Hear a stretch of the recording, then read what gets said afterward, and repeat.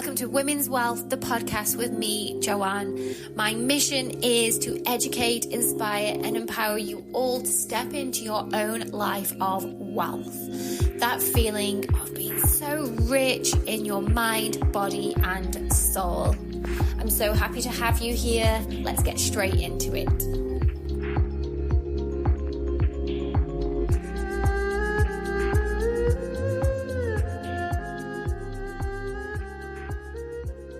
Hello, beautiful people. Welcome back to another episode of Women's Wellth, the podcast with me, Joanne. I'm so happy to have you here.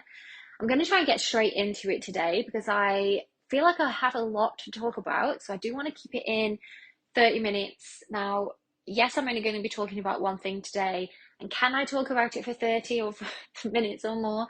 Yes, I do think I can. So if you didn't listen to the last episode, why not? No, I'm joking. If you didn't listen to the last episode, I do urge you just to go and recap, go back and have a listen, because I'm sharing over the next 4 weeks a deep dive into our inner seasons. So our winter, our inner spring, our inner summer, and then our inner autumn. So I go over in the last episode what that actually means and take a deep dive into our winter. So our winter is our bleed.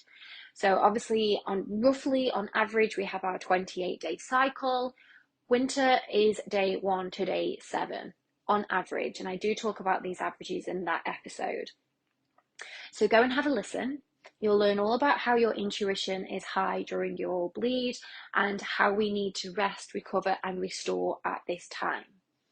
Because then, once we've been through that phase every single month, we come into our inner spring. Now, word of caution, our inner spring, we start to have obviously a shift within our hormones. So when we enter our winter, our estrogen, our progesterone, and our testosterone are quite low. So that is why we feel or can feel tired. We can feel emotional. We can feel, God, all of the things. I remember recording a podcast. I was in my autumn. And in the last podcast, if you listen, I do make an apology to my podcast editor because I was really tongue-tied. And this is another thing that can happen when our hormones are changing, that, we might have brain fog. We might get our words mixed up. And, we might think like, oh my God, what's happening? The amount of times especially when I was going through my health anxiety, thinking, I've got dementia. I've got something coming. Something's wrong with my memory. I'm getting all my words mixed up. It's just the change in your hormones. It can affect you in a variety of ways. So when we're in our winter, everything is low. So not going too much into the science today. As we enter our spring, our estrogen levels start to rise. Now, estrogen is one of the hormones I feel is more on the streets, I guess. People talk about having estrogen overload or estrogen imbalance. Now, this is because it is the hormone that we obviously need to, if we're trying, we need this if we're going to get pregnant. This is the hormone that lowers, as well as testosterone, when we're coming into perimenopause. So this is the one that if people are on HRT, that we talk about estrogen, and the contraceptive pill could be an estrogen contraceptive pill. So I feel like this is the one that everyone knows. No one really talks about progesterone, and obviously testosterone, we have it, but that's really linked with men. When you think of testosterone, you think of men. We also have testosterone, and when our testosterone is low, that is when we might have low sex drive or we're really tired. The same effects as what happen if men have low testosterone.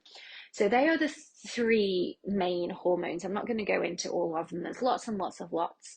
So these are the 3 that I'll keep mentioning over the next sort of the series of these videos.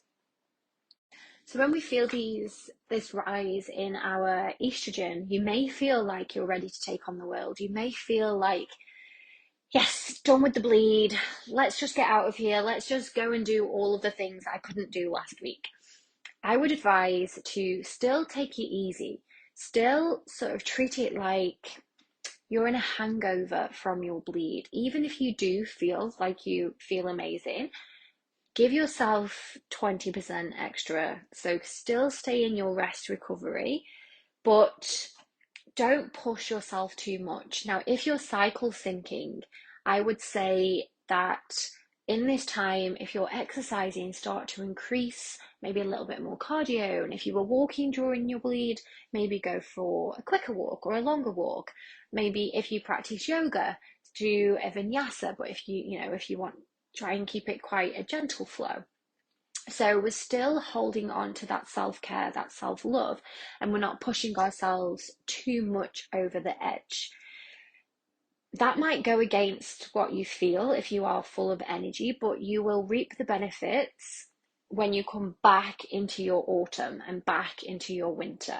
So it's all about self-care throughout the 4 weeks. It's all about allowing yourself to, I guess you're just preparing, just like you do with your garden. If you have a garden, you prepare it for winter, don't you? You cut back trees and you give it one last feed before the ice is coming, the snow is coming, that type of thing.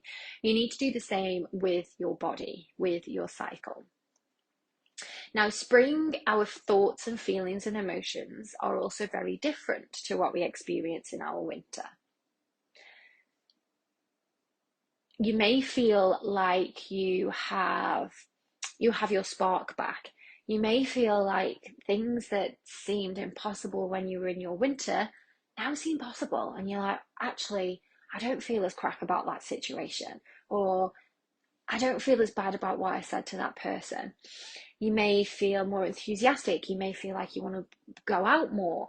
You may feel like you definitely have more energy. You're more motivated.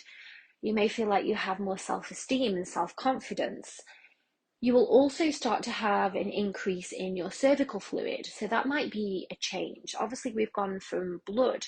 So you then might start to see an increase in the fluid that's coming out that's not bleed. You may also feel like your libido comes back, as that can also decrease when you're on your bleed, because obviously our hormones, our body, our hormones, when we're on the bleed, when we're on our bleed, the point is that we're not trying to mate there. We're detoxing. We're ridding what we haven't used, which is why our libido can be low at that time. Our libido lifts as we come into our more fertile window, because our body knows this is the best time. And again, I know I say this all the time, that is whether you want children or not. It's our body. It doesn't know the difference. It's not connected to our subconscious. This is nature. It's cyclical. It's following this rhythm every single month, whether we desire it or not. One thing that I also find really interesting for our spring is the change in the way we perceive ourselves. So you might find that in your winter, you hate everything. You hate your hair, you hate your face, you get spots, your skin is dry, you feel bloated, you feel frumpy, you don't like any of your clothes. All of this is normal.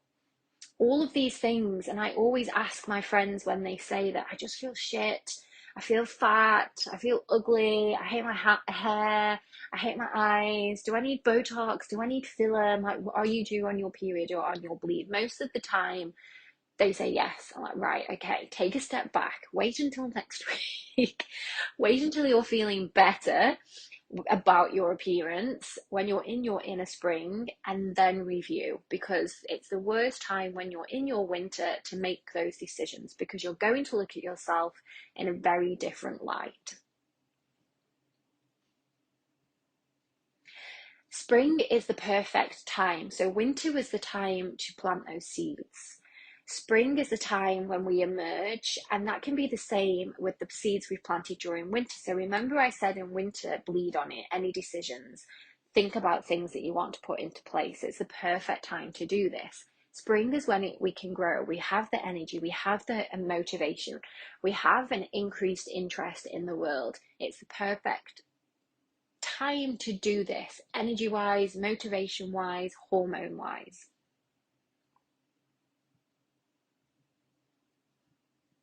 And you might also find that, just using my last podcast as the example, when I kept forgetting what I was talking about and I lost track, and even though that was my autumn, I'm just coming up to my bleed now, that you find when you're in your spring that even your mental agility increases, our memory improves. And this is going back to what I've just said before of, it's the your cycle affects you in many different ways that we don't even think about. So no, you're not going crazy.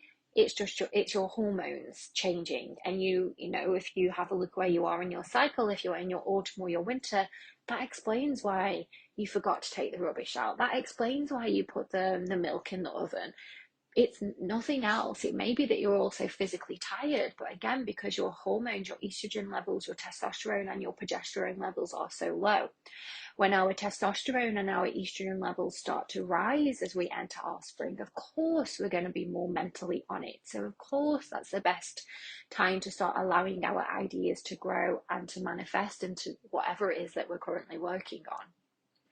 Which is why, again, cycle syncing, not only for life, but if you are a business owner or if you're looking to create something, I can't record my Instagram content when I'm in my autumn and my winter, because I just cannot think of any ideas. In my spring, in my summer, give me my phone, camera, few sounds, and I am on it. I can create a month's worth of content in one day.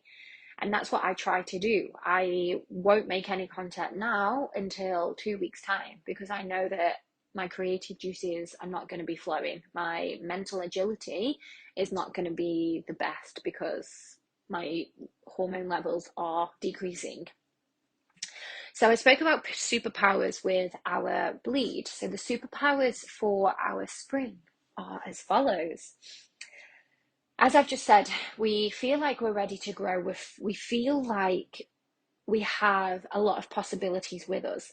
Spring is when shoots pop up out of the ground, and I want you to see yourself as one of these shoots. It's brand new beginnings, new opportunities, taking a leap, putting plans in place, having a look at things that you need to change, really using this time to reflect.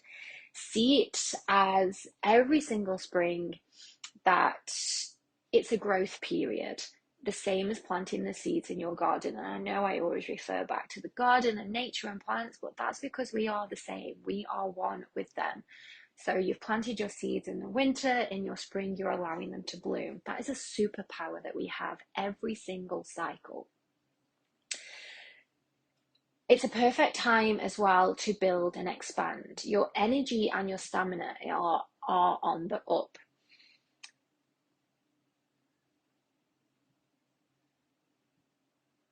This is the perfect time to start a new habit, try a new class, go out and see friends who you haven't seen for a while.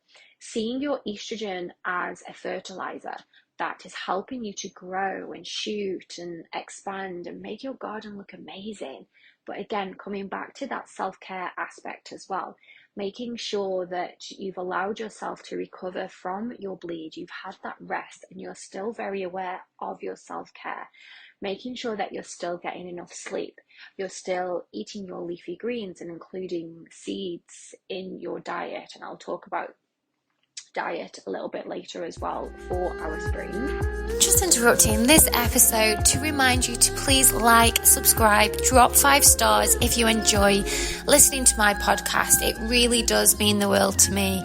And also to remind you, you can now watch every episode on my YouTube channel. Head to YouTube, type in Joanne Wellth, and I'll see you there. And another superpower here is that we can explore, we can play. And I know I've just mentioned, trying a new class, but, enter your spring with a childlike curiosity. This is a really amazing time to connect to your inner child. What does she want? What does she need? Is there anything that you can do that's going to support her? Maybe even doing some inner child work. A really nice exercise that I like to do is thinking about, so for me, I love roller skating. It's one thing that I loved doing when I was younger, and obviously growing older, this was something I stepped away from, didn't do too much, and until the last couple of years when I purchased some skates, roller skates, again as an adult. So when I feel like I need to connect to my inner child, I literally put my skates on and I go for a skate. Or I might go for a bike ride, or I might go for a swim. And, those things that I loved doing when I was younger, I make sure that once I'm out of my bleed and I have that extra energy, that I use this energy to connect with my inner child in my springtime.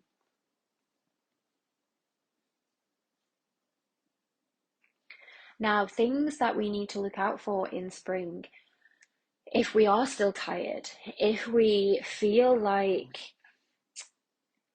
we still need that extra sleep from our winter, that could possibly suggest that you haven't been nurturing and loving your body as much as you should do in your winter. Did you allow yourself time to slow down? Because if you don't, you will find that you're chasing your tail with that throughout your cycle. So you might find that your spring isn't as energizing because you haven't had that nurturing time in your bleed. So being careful of that. You also might feel a little bit of pressure. Now, this pressure is probably going to come from yourself that, right, my period's over, so I should start to feel normal now. I should start to feel full of energy. Don't put that expectation onto yourself. And like I keep mentioning with the average cycle, everybody is different. You might not start to feel completely waking up and in your spring until around day 5 or 6 when your bleed is completely gone. I know for me, it's around, maybe around day 5 or 6 that I just start to feel like I have that skip in my step. And some months after about day 3 or 4, when my bleed starts to disappear, that I think, right, it's gone now. So why do I still feel like this? Why am I still so tired? Why do I still need an afternoon nap? So I will honor that as best as I can. And I know life gets in the way, but if we have the awareness of what we need to do, then when we have chance to sort of grasp at these, we can do it. If we don't have this awareness, we're just going to go through every single day expecting the same outcome when we don't have the same income. I guess I can't think of the word there, but we're not going to be able to give the same every single day because of the rise and the fall of our hormone levels. Now, I mentioned seeds just before, and I've wrote a note down here in my book on seed cycling. Now, if you've never heard of seed cycling, it's literally as it sounds, adding seeds into your diet throughout your cycle that supports each phase. Now, I started to do this a number of years ago, and I've sort of tended now just to stick with adding seeds into my breakfast every morning because they do give other benefits. Now, seed cycling can support our hormone levels. I'm just going to give you a little bit of information on this. So there are certain seeds that we consume that will help our progesterone. So you would have those in the first half of your cycle. Okay, I just want to talk a little bit about seed cycling while we're here. Now, if you feel like your hormones are out of whack, if you feel like you're struggling with a hormonal imbalance, and I'm talking about your winter, your spring, and you're just like, oh my God, mine feel like they're all over the place, adding seeds to your diet can really help you. Now, I used to do this throughout my cycle. There are seeds that you want to take in the first part of your cycle that boost your estrogen. So for when your estrogen levels are rising. And then there are seeds to take in the second half of your cycle. So that helps you with progesterone.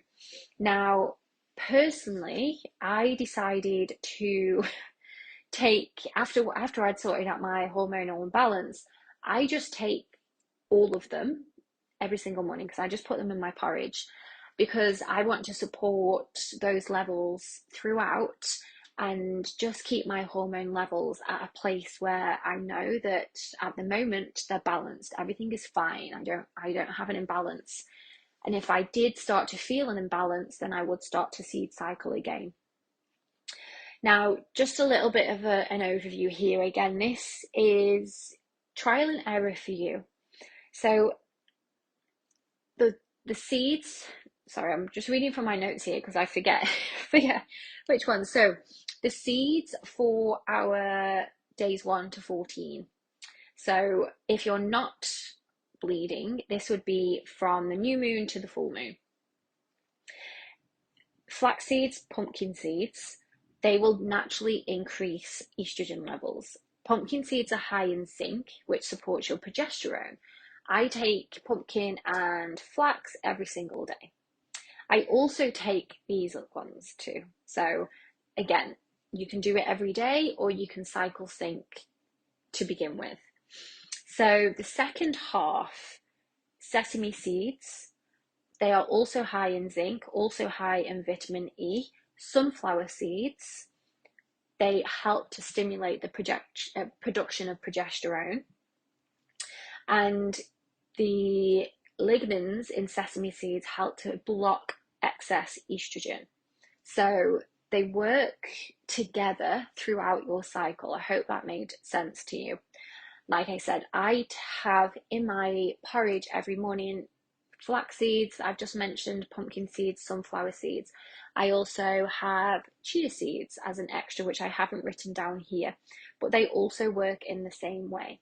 I would suggest if you want to try cycle syncing, do it for 3 to 4 cycles, see if it makes a difference, and then you can decide whether this is something you want to incorporate daily. I want to talk a little bit about estrogen here as well, because I do speak to a lot of people and they don't really know if they feel a certain way, if it is their estrogen. So I'm going to go through. So signs and symptoms of low estrogen. I have a list here.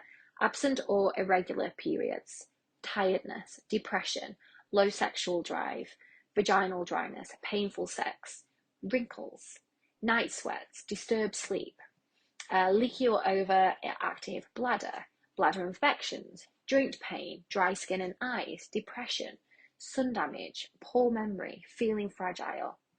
So quite a big list there. And obviously, as you can see, some of these symptoms are also linked with perimenopause. So again, if you feel like you have some of these symptoms, it might be worth looking at your diet, looking at including some seeds, just to see if you can give your hormones that little bit of a boost. For example, the sun damage, the brown marks I used to have when my hormones were out of balance next to my eye, a really brown mark here from sun damage. And because my estrogen was low, my body wasn't able to fight that off. So over the last few years, I've been able to, along with using oils on my skin, but balancing out my hormones, I've actually got rid of the brown mark next to my eye. It was quite a big mark. I fell asleep in the sun when I was younger, burnt my face, and it was exactly where the burn was. So as well as seeds, ways to increase your estrogen: eat regularly, go to bed early, okay? Have your 8 hours sleep if you can. Include healthy fat, salmon, olive oil, grass-fed butter, coconut milk, nuts, seeds, avocados, olives. You know, you probably have this list tucked away somewhere. Don't do too much strenuous exercise. So if you know that you'll want to go into a HIIT class and smash it, if you do that 4 times a week, can you half that? Do it twice a week and then add in something else, add in some yoga, or, you know, add in walking, not pushing yourself too much so that you can even out your hormones. When we take stressful exercise classes, we're spiking our cortisol levels, which of course is then going to have a knock-on effect on our estrogen. Avoid coffee. So that's another thing that I did. I only have 1 cup of coffee now in the morning. That's because I like it when I'm getting ready. I'm not a coffee addict, but it's just a bit of a ritual, bit of a routine. But I really cut back. I used to drink tea when I was working as a teacher, and I decided that's it, just 1 coffee in the morning, switching to water throughout the day. cut out gluten, but not in a sense of I'm gluten intolerant, just being mindful. So it might be that you switch from your normal white bread to sourdough bread, just making little switches where you're not being glutinous all of the time. So doesn't mean you've got a gluten intolerance. You're doing it to even out your hormones. Yes, you can still eat gluten, but just being a little bit more mindful of how much gluten you're eating. Avoiding alcohol, or just having a couple of glasses of wine a week. Avoid binge drinking. As I've already said, seed cycling, and supplements. So vitamin E, pomegranate, what else have I written here? Red clover, collagen. And I just want to mention this because as I was reading and just recapping my own knowledge on our spring, it's also the perfect time to check your breasts. So if you don't check your breasts, go and do it now. Go and take off your bra, bend forward, you take your fingers, 2 fingers, 3 fingers, and just feel around the nipple area under the armpit. This is the best time to do this. Naturally, we can have, lumps and bumps during our bleed. We can get sore, our boobs expand when we're coming into our bleed. You might get sore nipples. So once you're through your bleed, this is the best time to go and check your breasts. And I've also wrote a list here as well.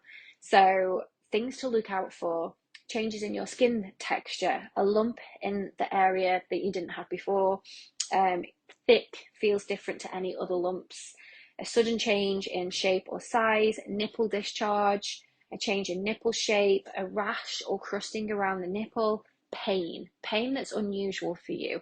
So if they're aching or one of them's aching, that go and check for yourself, and if you're concerned, go and see a GP. Your breast tissue also comes all the way up to your collarbone. Oops, I just hit my microphone. All the way up to your collarbone and under your armpit. So it's not just checking the boobs, it's those areas as well. So please, please, please, if you haven't already, go and do that now. Or next time you have a shower, if you're in a place listening to this that you can't check your breasts, next time you're in the shower, do it. When you're soaping up and you're washing, check your breasts. So last little thing today for our inner spring. Tips to get the most out of your inner spring. Keep track of your ideas and plans. Dream big. Step into your potential. Plan social occasions for your spring and your summer. So your spring, you're preparing for the big summer. Pick something towards the end of your spring to focus on during summer. Nurture yourself. Let your ideas grow before you expose them. Try something new. So I hope that helped. And if you're in your inner spring right now, you can go and put some of these things into practice. And hopefully you've got more of an understanding of how our hormone levels are working throughout the month. If you didn't listen to winter and you've just jumped straight into this, go and listen to your winter. Now you've got spring, and I will see you next week with your inner summer.